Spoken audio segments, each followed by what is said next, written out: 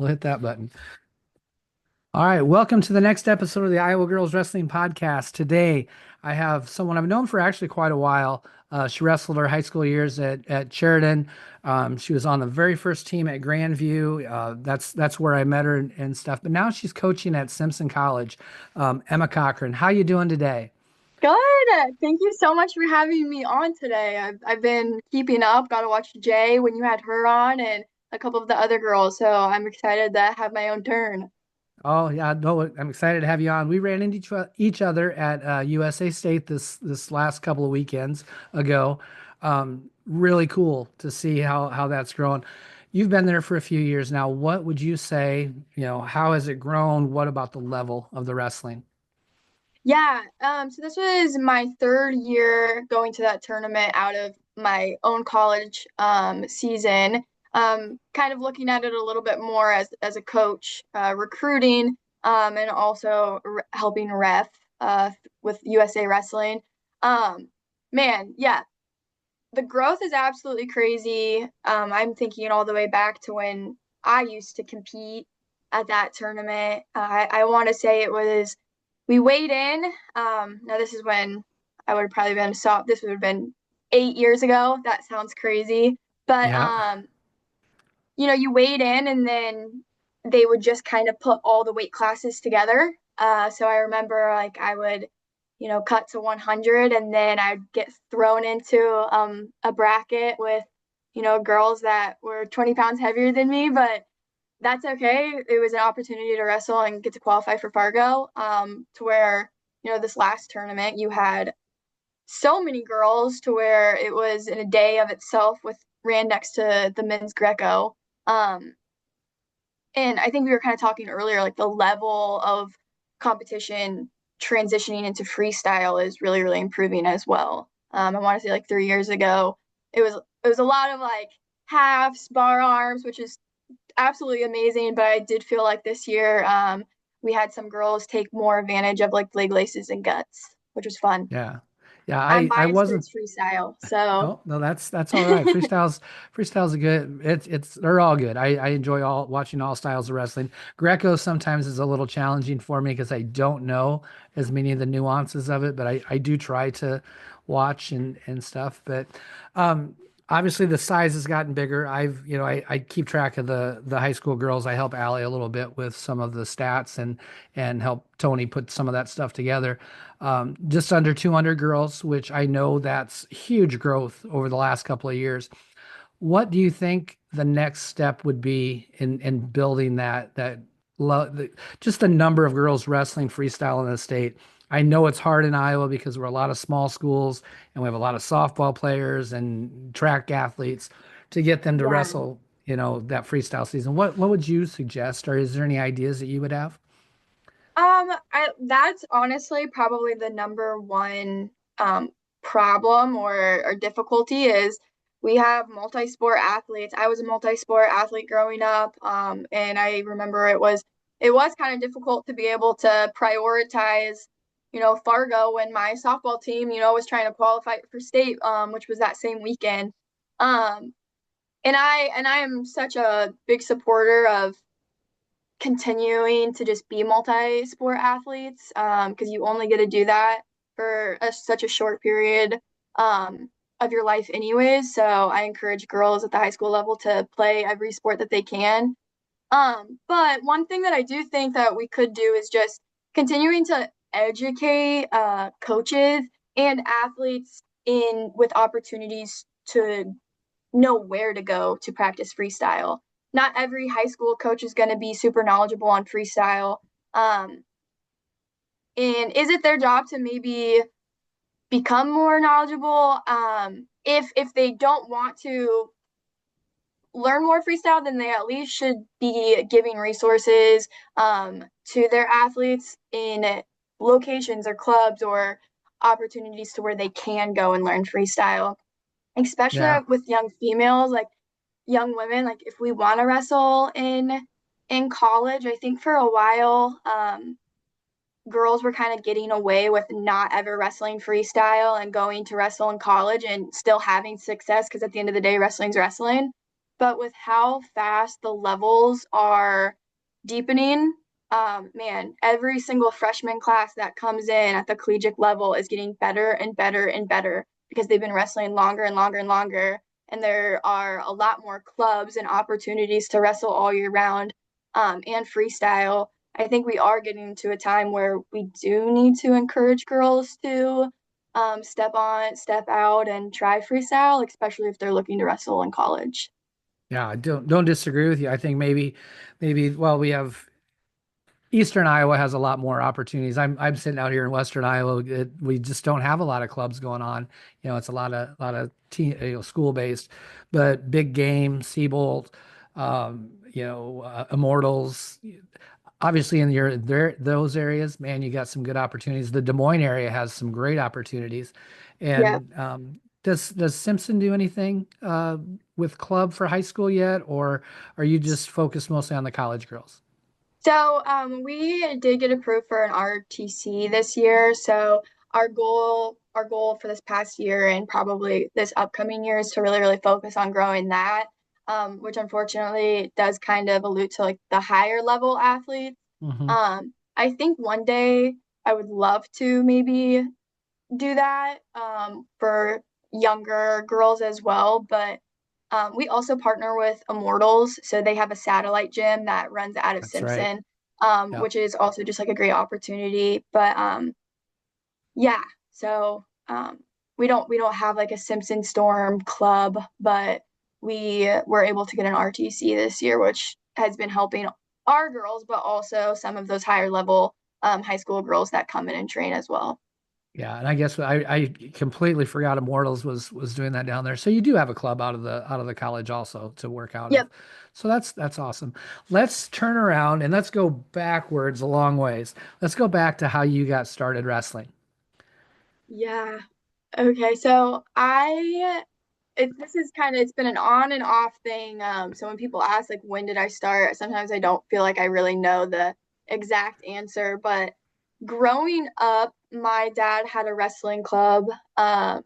It was I'm sorry, Dad, if I can't remember what it was called. I think it was just like Southern Iowa Mat Club Wrestling or something like that. But I used to ride the school bus, from school to the club, and I would hang out until practice was over. And then he would take me home, and then it turned into like me playing with my dolls to me warming up with the boys to okay, well now like we're gonna play a game, so like you can jump in and play toe tap with some of the boys to where like, well, you're already, you've done everything, so you might as well learn how to hit a double leg and then okay, well let's see how you wrestle live.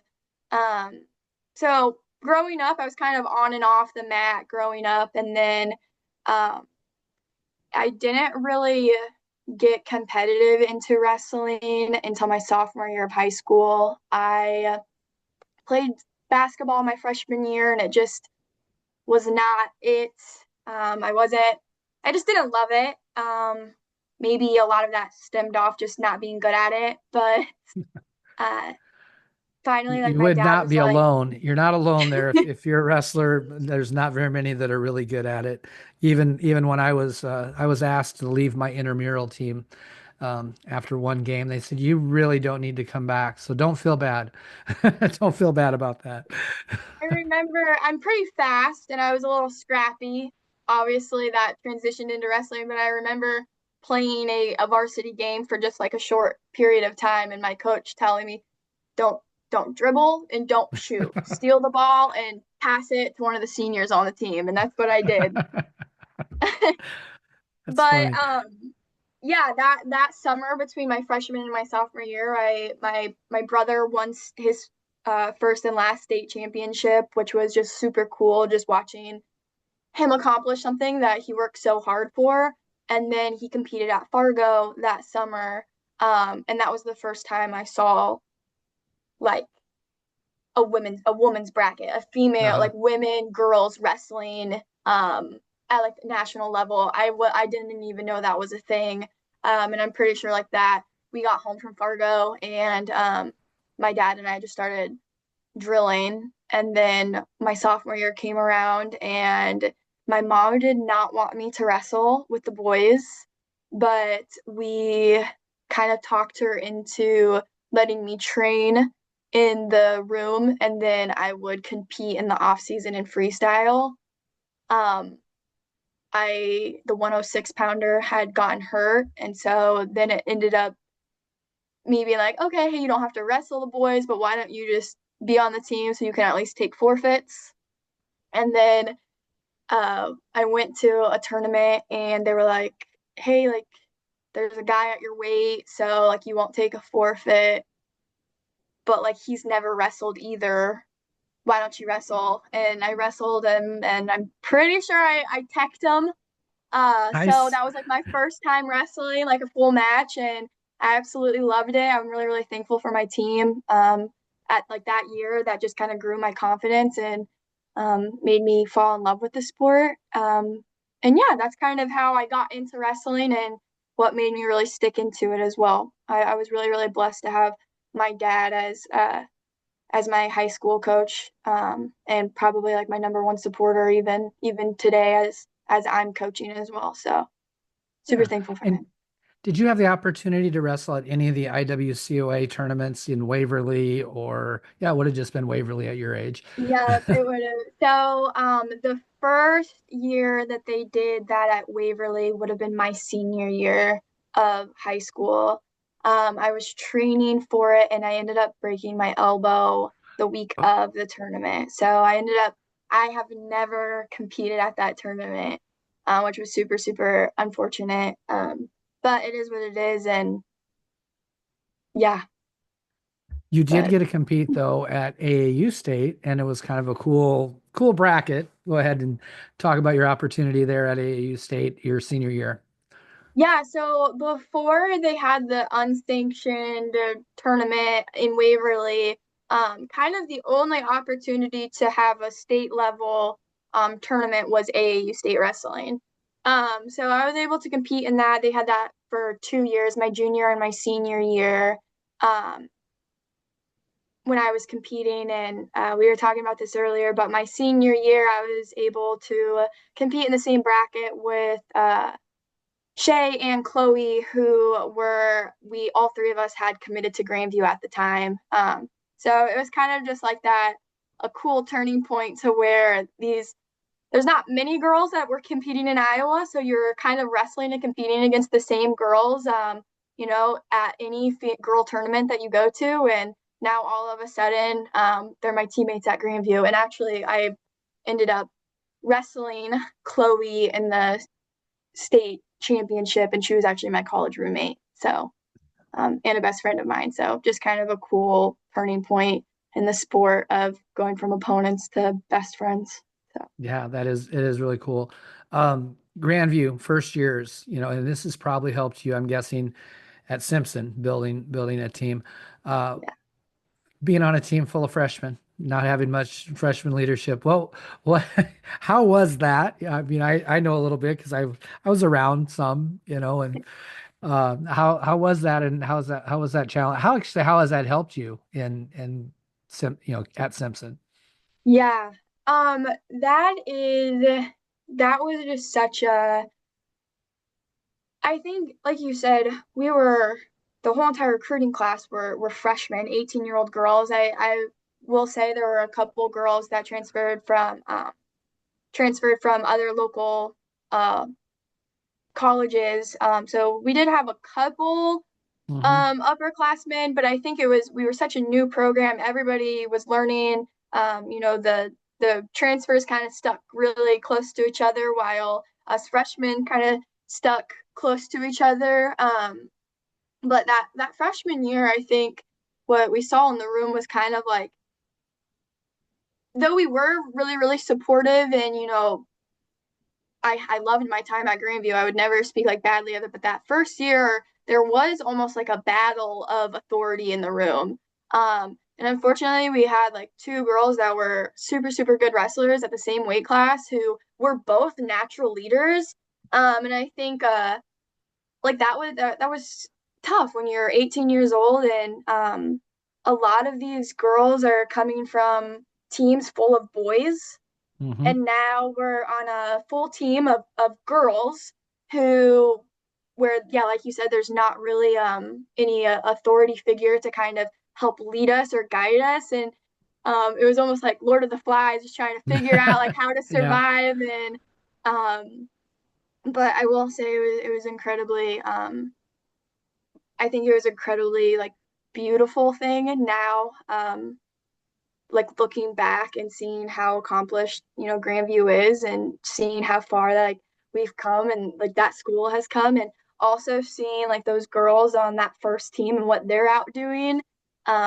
It's super, super cool to just know like what it was and what it is now. But yeah, that first year or those first 4 years at Grandview have really, really helped me as a coach as well, because I came into Simpson. My first year on the coaching staff was their second year as a program.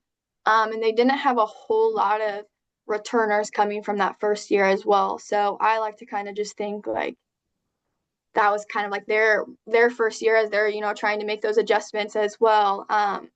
And I just really, really try to be that coach and that role model, in a sense of like,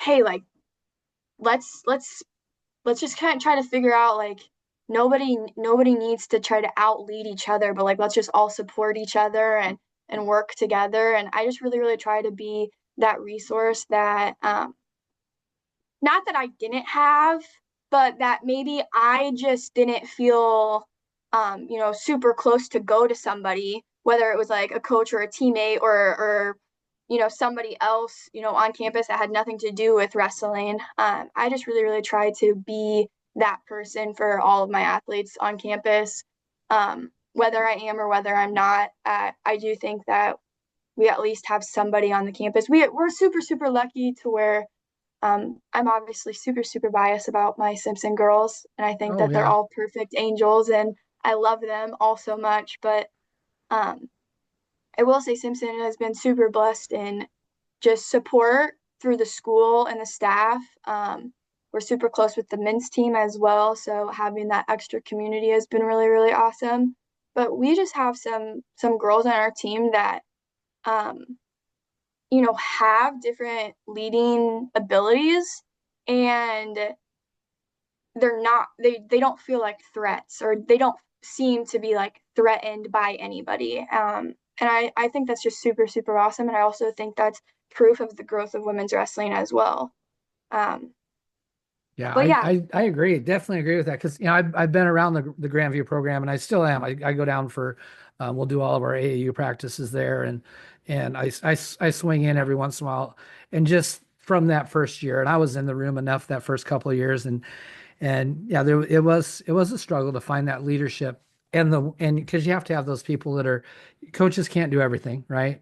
You yeah, have to have that leadership that's able to put people in line and say, we don't, that's not our culture here, and yeah, and once those cultures are developed, it's a lot easier, a whole lot easier. yeah, So, yeah, uh, absolutely. That's something that we really, really try to preach is like, yeah, like culture, like not just in the wrestling room, but outside of it as well. Something that we do, we stack our schedule with dual tournaments.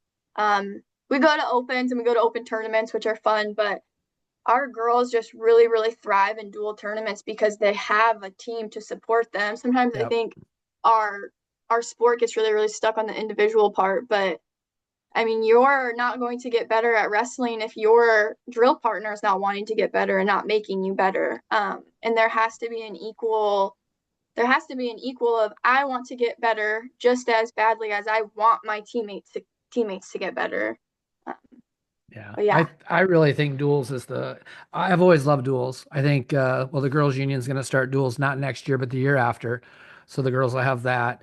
Um, you hear coaches talk. I listened to a podcast the other day with the Missouri coach, and he's very excited about the duels because he thinks that's really the key to getting the casual fan, and more people yeah, watching wrestling because it's an hour and a half long event instead of, hey, I'm gonna go watch my whatever, my nephew or niece or something. I'm gonna have to sit in the stands for 8 hours and I get to see him wrestle a total of like 9 minutes. Times. Yeah, yeah, Yeah, so I think duels, I love the way, as a high school coach, the way the teams do come together, and it's not so much pressure on the individual to win. yeah. Now we can compete as a team. So that's really cool that you guys do that loading of the dual tournaments. I like that idea. One of the big jobs of a college coach, I know, is recruiting. And it's probably the hardest job of a college coach. If it's not recruiting, it's the financial end of it, getting donors and sponsors. But recruiting is probably along your duties at the, as a, is it associate head coach now? Is that the, Yeah, yes, it yes, is. yeah. Yeah. So, um, you don't have to give me a sales pitch, but what are some of the things that you talk to girls about on the recruiting path when they're coming to Simpson, and what you're talking about, what's unique about Simpson? Yeah. So I think like our coaching staff at Simpson is just absolutely phenomenal. I mean, you have Coach McGinnis who has his, wrestling credentials, which are absolutely amazing. He has his background in law, so very, very intelligent. He does most of that like administrative, like financial work. And he is very, very heavy in recruiting, probably a little bit more than me just with how organized he is.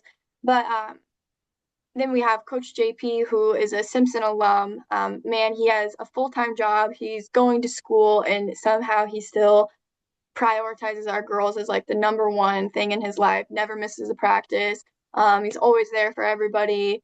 Coming in on the weekends to do one-on-ones because he can't do them during the weekdays. And then I do think like I find like I'm a good piece of that coaching staff as well, being like a young female who was in their footsteps not that long ago. And like I talked about before, like was a part of a newer team as an athlete, and I'm now a coach of a newer team, growing team. So like our coaching staff is just absolutely amazing. But when I specifically talk to my recruits, something that's really, really important to me and something that I feel incredibly passionate about is yes, I'm going to sell Simpson because I want those recruits to come and be on my team. But at the end of the day, I am so passionate about like just women's wrestling and growing the sport. And I'm also incredibly just aware and passionate about mental health and just how big that decision is. And this is probably an interesting recruiting tactic that I kind of go by, but I just try to be really, really open in the sense of like, if Simpson's not the place for you, then don't come here. Because selfishly, like I'm never going to be a good fit for you if you don't feel like you're a good fit for me or vice versa. Yeah. Um, and it is such a big decision, and it's going to be your next home for the next 4 years. So I truly, truly want people to young athletes to choose like the college and the team that they feel most connected with, and I want them to go to be on a team where they have a coaching staff that supports them not just as wrestlers but as a human being. um, and that's kind of my recruiting tactic because I know that that's who I am. Um, I care so deeply about each and one of my athletes that sometimes I think like I have to step back and be like, okay, like let them, live their life. But it's so important for me that my athletes leave Simpson as better human beings. And hopefully along the line of that, they become better wrestlers as well. Um, But yeah, I it's easy for me to sell Simpson because I believe what I'm selling. I believe that we have an absolutely amazing faculty and that really, really support the wrestling team. On top of it, I mean, you've probably seen our facilities. Yeah. We have one of the largest wrestling rooms in the NCAA, I think, behind University of Iowa's new room. Um, we have, very highly credentialed coaching staff, but at the end of the day, I know that myself, um, I'm gonna care about the human being that my athlete is, and I try really, really hard. Sometimes I think I I kind of thin myself out a little bit. I turn into recruiter to coach to therapist to hey, I am your coach. Maybe don't tell me that, Yep. Nope. Understand those things fully. yeah, it's like Yes. little things like that. But and so yeah, I think, my plan, sorry, I'm like talking a whole lot on this, but just really, really trying to build relationships with recruits so when they get here on campus, it's not like um they don't know anybody because at least they know Yep. Coach Cochran. So Yep. No, that's really good. Challenges to recruiting to D3. I'm very aware of them. It's every level has a different challenge, but D3 is unique. yeah, Why don't you just speak about a little bit about what yeah. D3, the uniqueness of that? Yeah, so for anybody who's listening that doesn't isn't as much as aware of, how the NCAA or women's wrestling is in college, there is pretty much there's no D1, D2, D3 when it comes to competing. There's NAIA and there's NCAA. And then of course you have JUCO as well, which is a separate division. What that means is Simpson, being a D3 college, has to follow all of my D3 regulations, recruiting the exact same athletes that, for example, University of Iowa is recruiting, because we're in the same division and the same region. Yep. So a little bit about like D3 is we can't offer athletic scholarships. So I'm assuming that that's probably what you're alluding to when you say like the challenges of It D3. is. I mean, it is, Yeah, but there's it's not that they're not getting money, but their scholarships aren't tied to their athletics. yep, exactly. Um, I will say most D3, I mean, if you look at North Central and Joe Norton, they're a D3 school and they're the number two team in the nation. So obviously there's a D3 team out there that's having extreme success running and making University of Iowa, who, has the financial and those D1 opportunities that a lot of smaller schools that might not have. And he's still doing really, really well, which is I'll always forever speak very highly of him and what he's doing. But I will say there's I think a big problem with I shouldn't say problem, a big thing that we see at the D3 school is where, like, let's say we have a recruit come in and she hands us two financial packets. One is from Simpson and the other one is from another school. Um, some people get so stuck on, well, you need to go somewhere that can offer you money Hmm. as a sport, that they're not looking at how much they're actually spending out of their pocket, if Yeah. that makes sense. Yep. They It could completely go does. to another school and get an athletic scholarship, but still be paying more out of pocket to go to that school than to go to a D3 school who's offering no athletic scholarships. Yep. So I think like that's probably one problem is just trying to like break that mindset of like, It's that perception, isn't it? yeah, Hey, I want an athletic scholarship. yep, Well, yep, I exactly. can't give you that, but look, your bottom line is you're paying less money to go here at this school. I completely get it because I mean I I don't do a lot with BV, but I've gone up and had lunch with recruits and stuff, and that is something that's challenging, especially uh, and you're right. You can probably end up, the bottom line can be less, but there's that perception of I'm not getting that scholarship for wrestling. Well, kind of are. Yeah. Yeah, so there's like that's like the one thing that I feel like is just trying to just kind of like break that mindset. And often of the time it's parents. Hmm. Um, but I also think that there's something really, really cool about going D3 in a sense of one, let's say you go to a D3 school and 2 years in, you realize, you know what, maybe you're dealing with injury or something else, and you just realize like you don't want to wrestle, where you can't physically wrestle, um, like you're never gonna have like that fear of like losing your scholarship, your athletic scholarship because Yep. you leave the team because there is no one.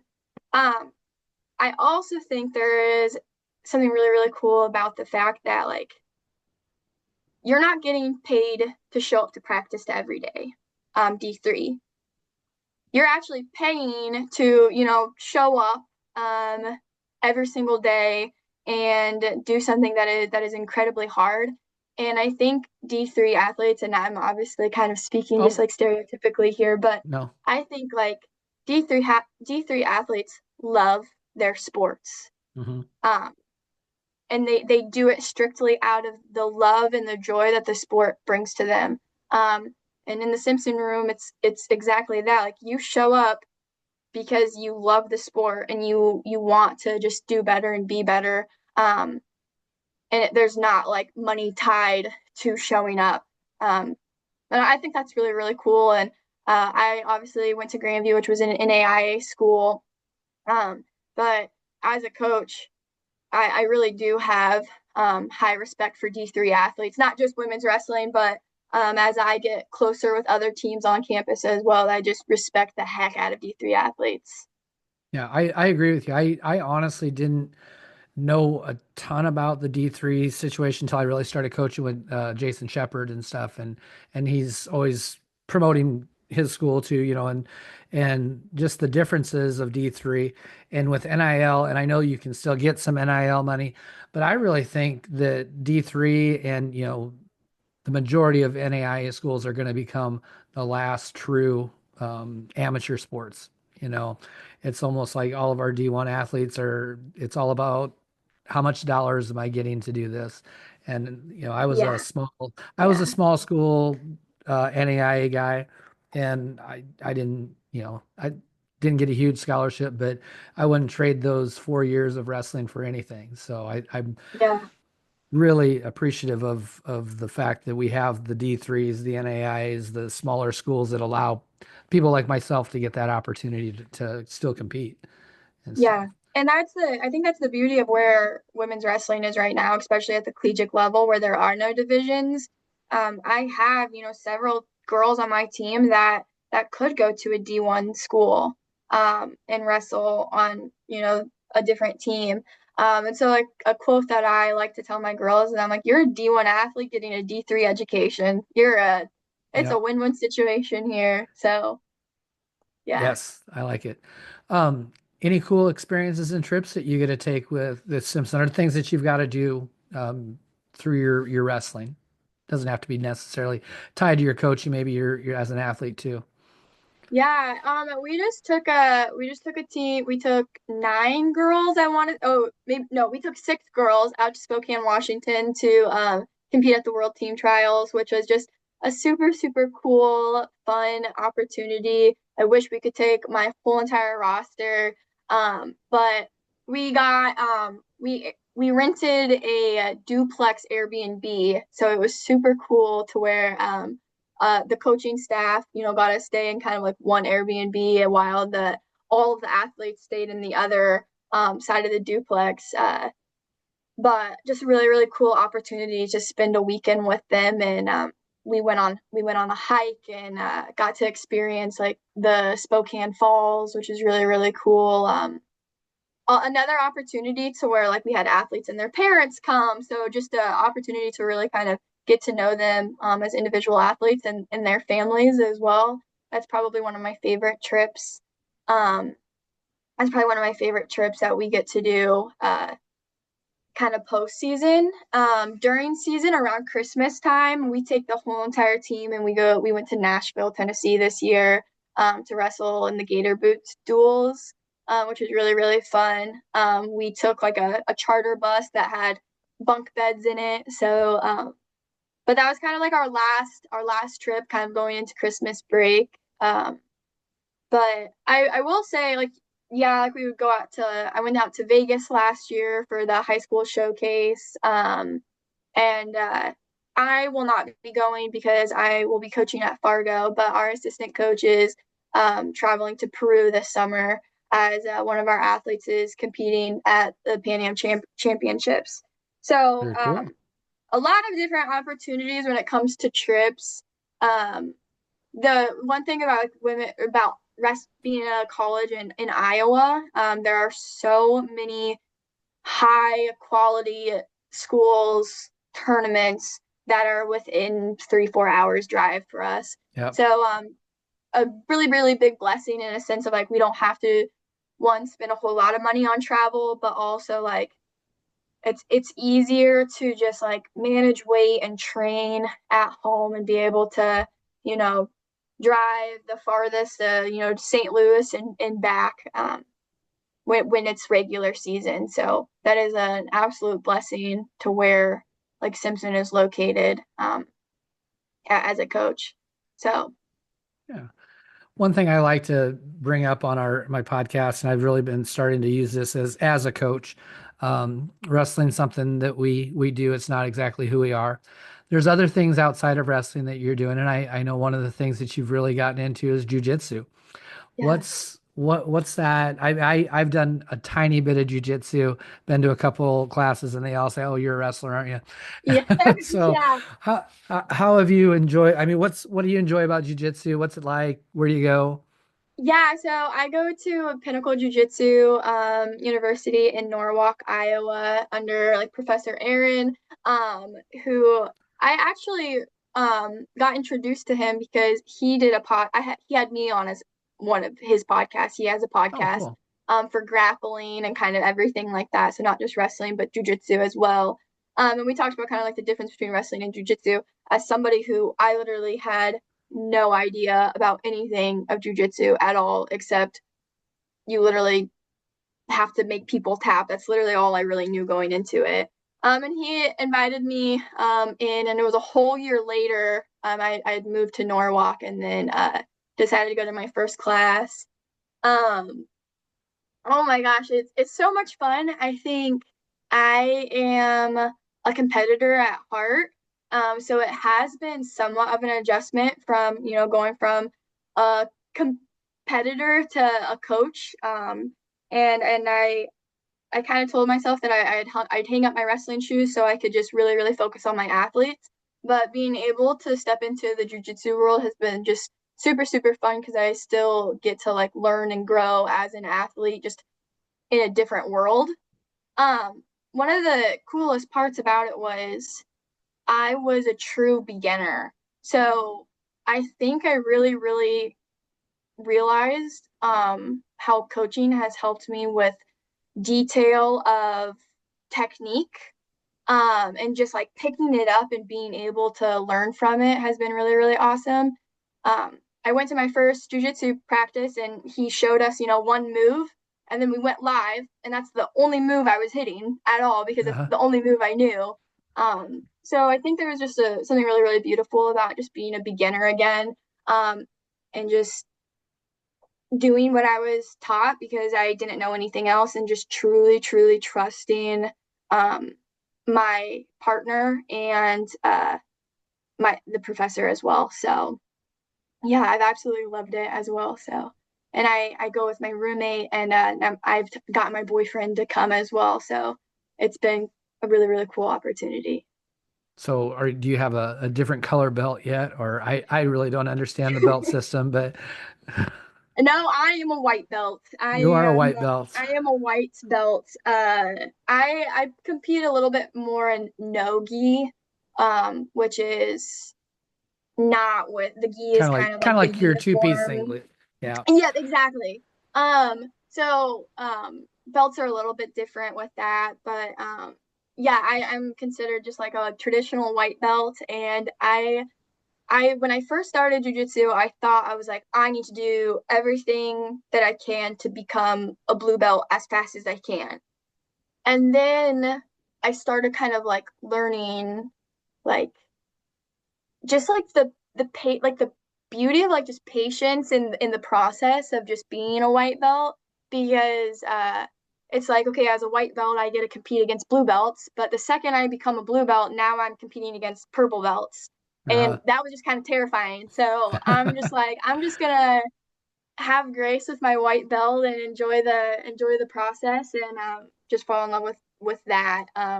And whenever I can get my blue belt, I'll be over the moon about it. But yeah, I've only been going for like maybe like 3 months, so Oh, well, it's that's nothing too still crazy. Yeah. well, it's still it's a cool transition, and it's something that you can do. It's a little easier on joints, I believe, than well, I mean, obviously you're some of that is going against joints, but it seems like older people can compete in that in wrestling. Yeah. Boy, it's tough to compete as you get older. It really is. Pace is very, very different. The pace is super, super different. One of the practices that we had was um, there were a lot of newer wrestlers coming in, and so Professor had us wrestle a match, like a 3 minute match, and then turn around and do like a jujitsu 3 minute match, like back to back. Yeah, And it was really, really interesting to see like the people who only really know jujitsu, like how exhausted they were from wrestling, and then like how tired we were, like in the jujitsu match. The pace is very, very, very different, but I think I mentioned to you at state freestyle state, like I just had surgery, ankle surgery, in December, and I spent January, February, March relearning how to walk. Um, and I've been able to step back into jujitsu a lot faster than I have with wrestling, which has been really, really good on like my mind and my physical body because I think I would have gone crazy if I would have had to go any longer, um, not being able to do, competitive stuff like that. very good. I always like to get to know people on a little bit different level and let other people know that you're not just a wrestling coach, you're not just a wrestler. So I got some questions. Some are fun, some are crazy, some are, out there a little bit, but we're just going to go through these and have fun with them and don't think too hard. Got Um, it. so we'll start easy. Do you have any pets right now? Yes, I do. I have a Chihuahua named Pip. A Chihuahua named Pip. Nice. Yes. And I'm going to give you the opportunity. You can get any type of pet in the world that you would want, domestic or exotic. What would you get? Mm. Oh my gosh, probably some sort of monkey. They kind of scare me a little bit, but I think that they're really, really fun. I'd throw it on my back and take it to wrestling practice. I'd ask it to, go get me a bottle of water from the fridge or yeah, probably a monkey of some sort. Maybe a smaller monkey. Good option. Good option. I'm a super huge shoe person. It's kind of one of my things. What's your favorite wrestling shoe? I haven't been stuck on like the Rudis Classic 95s. And I have the pink and teal ones right now. Those are probably my favorite shoe. Nice. Outside of wrestling, what's your shoe you're throwing on? What's your favorite kicks? Platform Uggs. I The love just platform slipping on a Uggs. shoe. I like platforms because I'm 5'2". That extra inch makes me feel a little better about myself. Makes you feel taller. I understand that. I'm not the tallest person in the world either, so I get it. I definitely get that. Of course, you're done wrestling, and one of the big things as we get done with wrestling is we get to eat whatever we want. If you could, let's look at it two different ways. First of all, as a coach, and what are we going to have our athletes have post weigh-in? Okay, What so should they have post yeah, weigh-in? what should they have? So going back to like when I was in college and competing and just like what I knew, I used to do one piece of white bread and I would do turkey with honey and goldfish on it. I know, super interesting, It's but yeah, yeah, it's a the good white combo. bread helps it absorbs and digests quicker into your body. The deli meat was high in sodium, so it was a protein to, put back into my body as well as that sodium. The honey was a good source of just glucose to kind of spike that my blood sugar. And then I just love like goldfish. I used to and the girls make fun of me because I as a coach I stick goldfish in my pockets and I eat on them throughout the day because we're running around so much. We don't really have time to like, eat. But I call it like my goldfish pocket or my pocket of goldfish. But yeah, that's kind of what I recommend is something light on the stomach, fast digesting carbs. but what did Perfect. I crave as an athlete? There you go. That's What are we gonna go eat and where are we gonna go eat? I used to crave strawberry shortcake. Ooh, Really, really heavy when I was just, that's probably one of my favorite desserts. I have a really bad sweet tooth. But yeah, that was like something that I really, really craved. But at the end of the day, like I think the place you go is Texas Roadhouse. Get those cinnamon yeah. rolls. There you go. That's Yeah. I think everybody in Iowa likes Texas Roadhouse. It seems like that's a post weigh-in favorite of a lot of people. It's a good place to go. As coaches and stuff, and I still my most of my travel still evolves around a wrestling meet. That's usually and when I get to do something. But is there some place that you would like to travel in the world and go see? Mm. Yeah. Oh my gosh, so much. I really, really strive on like just like wanting to travel as much as I can, especially while I'm young and have a job where I have a little bit more flexible summers. I really try to take advantage of that. I'm currently trying to work on seeing all the national parks in the United States. So I really, really want to see Glacier National Park in Montana. That's been kind of like just a huge one of mine. But I outside of like the US, I would love, love, love to go to Italy, and just experience the whole country of Italy. I would love to see Rome and just really get to like the concept of, the Colosseum, but I would also anything to do with pizza, put me there. Um, yeah. So I think Italy would probably be like my go-to out of country um place to go travel. Very good. Typically, this next question is on the folk style side, but we're going to change it up and go freestyle. Of course, takedowns are but what's your go-to takedown? Go-to takedown, probably just a sweep single, run it straight to a leg lace. I think that's what the I would probably try to be looking for most of the time. So But if you were down by a ton of points and you needed that big move, do you have one of them big moves in the back pocket or not?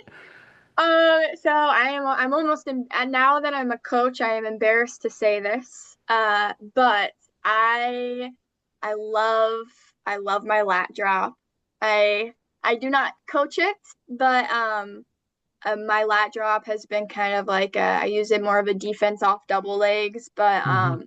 yeah, I've never been into like headlocks, but I had a pretty nasty lat drop growing up that got me out of a lot of holes in the high school and the collegiate level. I like a lat drop. I like to throw myself. I Yeah. think if I would have come up Greco, if they would have that would have been a bigger thing when I was growing up, I might have been a good Greco person because I love upper body.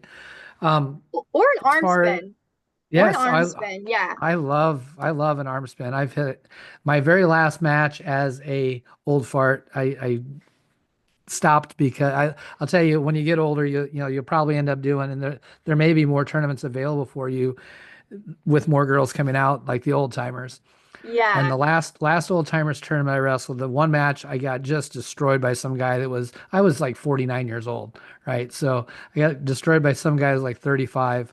And then the next match I wrestled a guy probably similar age, maybe a little bit younger, but I hit an arm spin. I did got any move I wanted to do. I hit a fireman's carry. I did a lat drop. I had like a checklist of things I wanted to do. Did it all, and I looked over, and his son was in the corner. I was like, God, I feel like a jerk now. So I decided I was done wrestling because I was either going to get killed by some guy that was way younger than me, or I was going to beat some guy that was there, because his son Just was yeah, competing for fun. also. Yeah. So no, I get it. Um, what's your go-to on what's your turn? What's your freestyle turn? Yeah, so I kind of said before, like if I can hit a leg lace or if I can hit a sweep single to a leg lace, Hmm. I love just like that transition. But I wasn't as heavy with to where like, okay, we're in parterre. I wasn't able to transition into the leg lace. I really, really stuck to just like a really, really solid mean power half. Oh, yeah. And Yeah. that's Do you just think, folk style. Yeah. yeah, do you think, and this is something again, I like all styles of wrestling and I love watching the United States wrestle. Do you think maybe folk style has some advantages overseas because they're not used to some of the moves that we do? Yeah, absolutely. I think that there's definitely advantages in some area and there's also Mhm. probably disadvantages in others. Yeah. Oh But yeah. yeah, absolutely 100%. Especially with like those upper body turns. I could definitely see that for sure. Yeah, But and I think yeah, our need to be in control takes away from the whole idea of exposure too, because yeah. we're so want to be in control of the match that we forget that oh we just have to expose this person. Yeah, So yeah, yeah, absolutely. Yeah, there's definitely been times where I'm like, just get your exposure, just get your exposure, like, and then work it. Get your exposure and yeah. then go. Or yeah, but Um, I could see that both sides. did you have a pre-match ritual? Was there something that you did to kind of get yourself like flipping the switch by the time you got to the center of the mat? Was there something that you did every time? I definitely this was something that I feel like I struggled with in college. I Everybody kind of told me like, hey, you need to take note of what you did when you wrestle and you feel really, really good, and you need to take note of when you felt really, really bad. And I tried really, really hard, and I think I focused so much on like that ritual, almost like where you're stepping up to a bat. I used to, swing Hmm. the bat, hit the base, and before, and I just like couldn't really figure out like just like that one thing that I just felt good doing before. Um, I don't think it was until late into my junior year of college where I just kind of realized like that's who I am. Like I'm not a very I think I'm focusing so much on something that didn't really matter to me. Like almost it was better in my mindset to just like not think about it and just go out and like wrestle and have fun and remind myself that that's exactly what we're here for. Like it doesn't have to be something, it doesn't have to be script after script after script to be able to Hmm. compete good. Um, and I don't think that works for everybody, but I do think that it was late until my college career where I just stopped thinking about like my pre-match and post-match rituals and just was myself. And that's when I really, really started competing better mentally. But Oh, that's a great answer, honestly. yeah, It really I is. will say I did always eat like my little sandwich. But that was more because of like just like making sure that like I physically felt okay.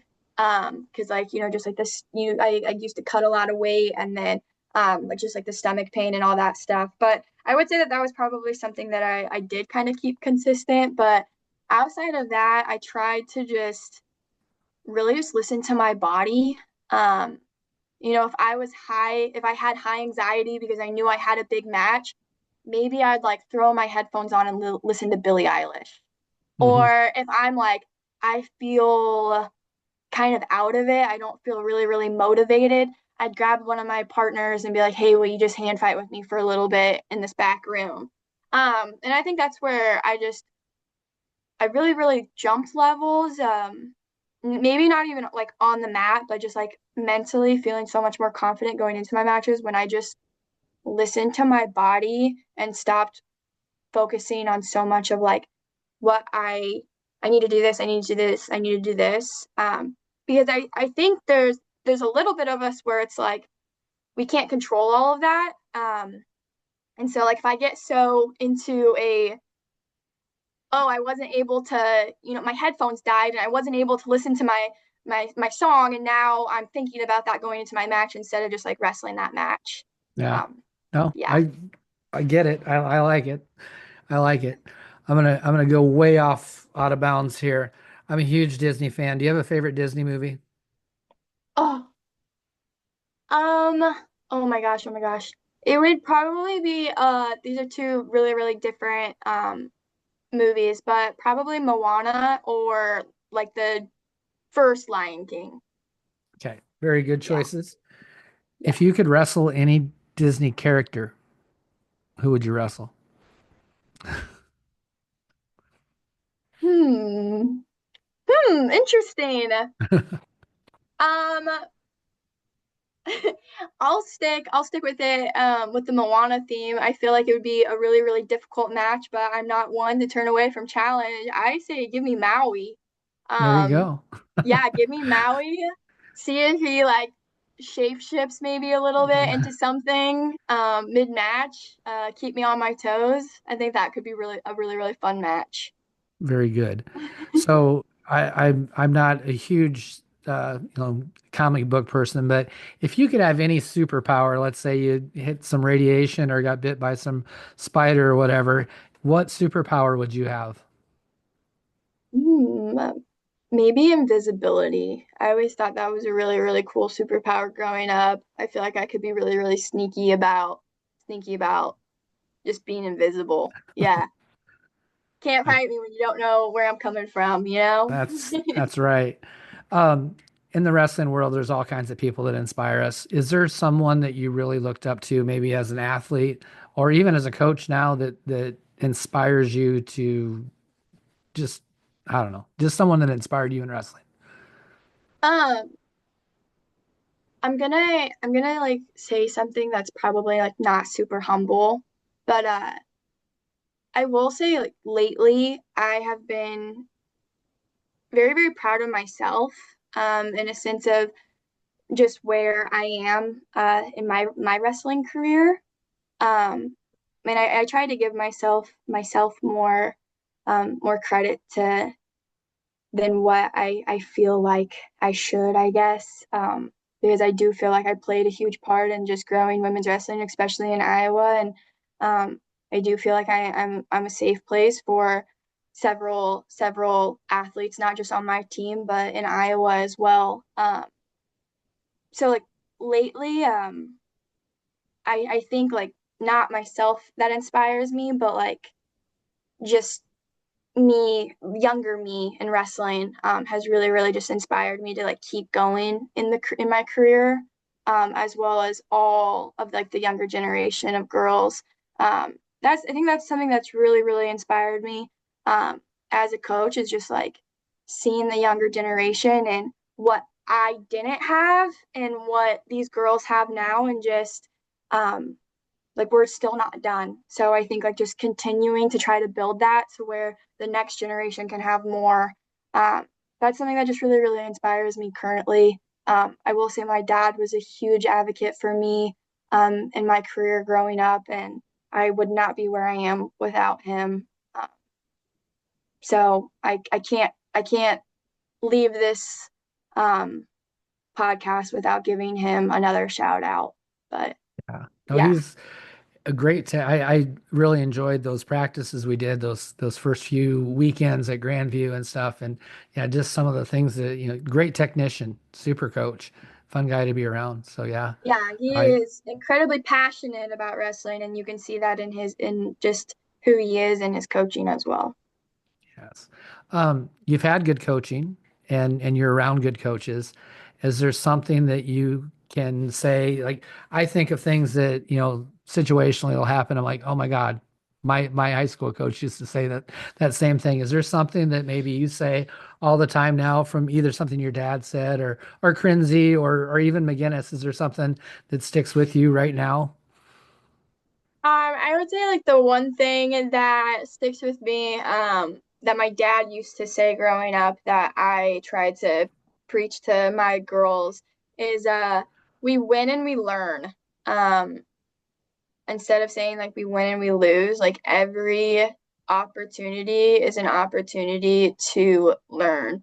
Um, to where like I always tell like my girls like um, you know, everybody that is about to wrestle at Final X, they're training. It's not like uh same thing like I know that like Olympic champions turn around and they get back in the room and they're continuing to train because they're even if they win it, it's like there's still things that they can work on, and they I think that's what truly makes like um an athlete just so much more able to jump levels than the athletes that that can't jump over the loss. Like losing's hard. Yeah. Losing is so hard, but it's also an opportunity to just learn what you have to work on.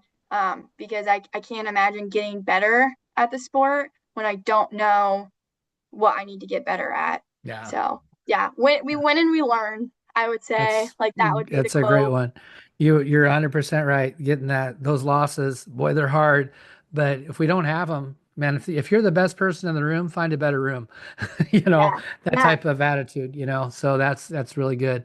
Um, Typically I do this with high school people, but this question, but it'll work. It'll be fine. So instead of being a college coach, you've decided to go coach high school sports, but you just got a new job as the head of the NFHS, the National Federation of High Schools, and you are the person that gets to make any rule change in wrestling that you would like. What rule change are you going to make? that this is the high school level. I think let's stay with the high school level. Or Okay. you can do one. Let's do one of each. Let's do the college level and the high school level.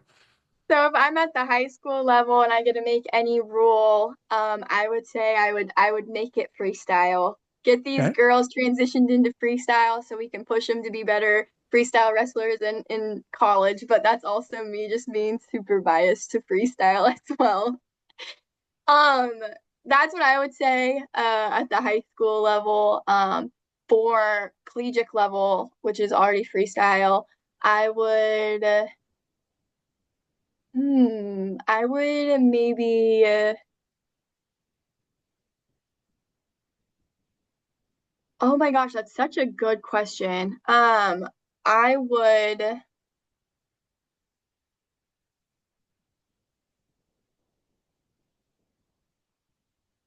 Oh my goodness, that is so good. I maybe like some type of way or some type of rule to like award like big moves more. So like you have like your 5 point suplexes Yep. and your 4 point feet to back.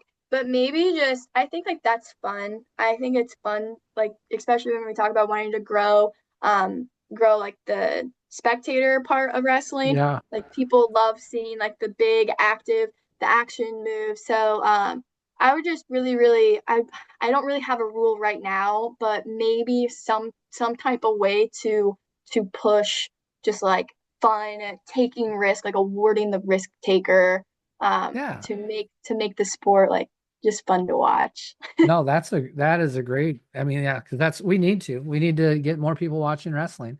That's really good.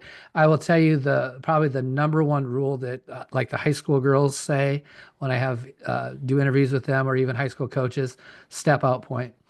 I think Yeah, I think that's something that would help evolve high school wrestling and even yeah, college wrestling, even college men's wrestling.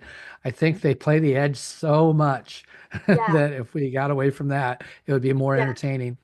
So, I get super confused, which I do like watching folk style and I love watching like the NCAA D1 national championship and stuff like that, but I get so confused on like the out of bounds. Like they are literally wrestling out of bounds, but the yeah, guy's got a tippy toe is toe. in or something, whatever it is, and I'm like, Yeah, oh my gosh, yeah.